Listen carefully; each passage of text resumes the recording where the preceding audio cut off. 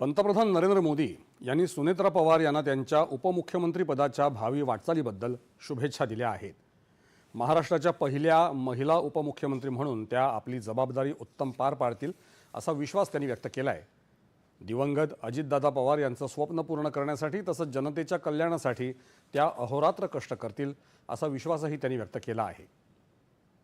केंद्रीय मंत्री नितीन गडकरी, जे.पी. नड्डा यांनीही सुनेत्रा पवार यांना शुभेच्छा दिल्या आहेत।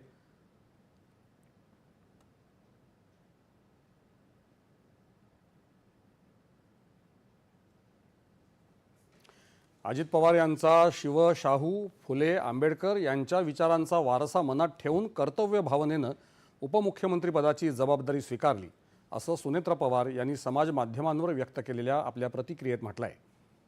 या आघातानं मनावर दुःखाचा डोंगर कोसळला असला तरी त्यांनी शिकवलेली कर्तव्यनिष्ठा आणि जनतेप्रतीची बांधिलकी हाच आपला खरा आधार असल्याचं त्यांनी म्हटलं आहे। त्यांच्या स्वप्नातला महाराष्ट्र घडवण्यासाठी अखंड काम करेल असंही सुनेत्रा पवार यांनी म्हटलं आहे। त्याआधी राष्ट्रवादी काँग्रेसच्या